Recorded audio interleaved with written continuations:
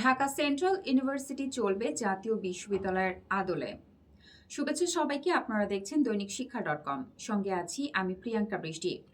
দীর্ঘ 1 বছরের বেশি সময় ধরে আলোচনা, সমালোচনা আর আন্দোলনের পর ঢাকার 7টি বড় সরকারি কলেজ নিয়ে গঠিত ঢাকা সেন্ট্রাল ইউনিভার্সিটি অধ্যাদেশ জারি করেছে অন্তর্বর্তী সরকার।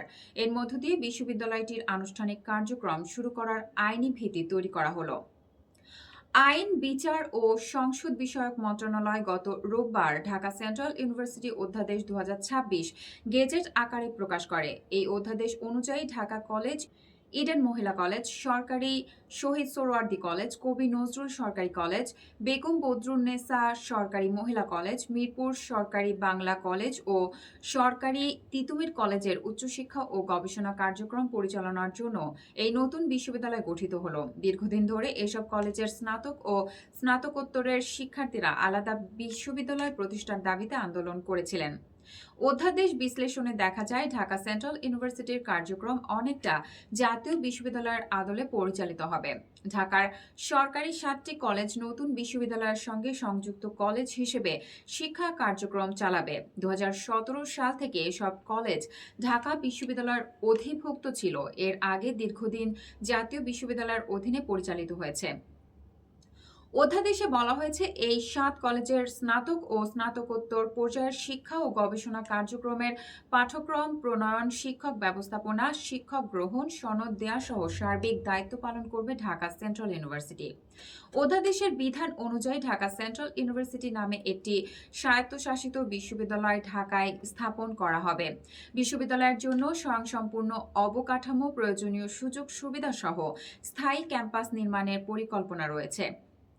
তবে স্থায়ী ক্যাম্পাস নির্মিত না হওয়া পর্যন্ত ভাড়া নেয়া ভবন ও জায়গায় বিশ্ববিদ্যালয়ের কার্যক্রম পরিচালিত হবে।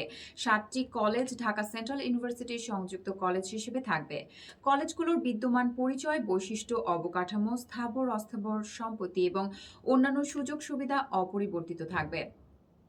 অধ্যাদেশে বলা হয়েছে, বিশ্ববিদ্যালয়ের আচার্য, উপাচার্য, উপাচার্য, treasure, senate, syndicate, academic council সহ প্রয়োজনীয় কর্তৃপক্ষের সমন্বয়ে ঢাকা সেন্ট্রাল ইউনিভার্সিটি পরিচালিত হবে। এই 7 কলেজের শিক্ষার্থীদের আন্দোলনের এবং ঢাকা বিশ্ববিদ্যালয়ের শিক্ষার্থীদের সঙ্গে সংঘর্ষের পর 2025 খ্রিস্টাব্দের 27 জানুয়ারি কলেজগুলোর অধিভুক্ত বাতিল সিদ্ধান্ত নেয় ঢাকা বিশ্ববিদ্যালয়। এরপর বিশ্ববিদ্যালয়ের মঞ্জুরি কমিশনের চেয়ারম্যানের নেতৃত্বে গঠিত একটি কমিটি অংশীজনদের সঙ্গে আলোচনা করে নতুন বিশ্ববিদ্যালয়ের রূপরেখা প্রণয়ন করে। এর ধারাবাহিকতায় গত বছরের 24 সেপ্টেম্বর শিক্ষা মন্ত্রণালয় ঢাকা সেন্ট্রাল ইউনিভার্সিটির অধ্যাদেশের খসড়া প্রকাশ করে।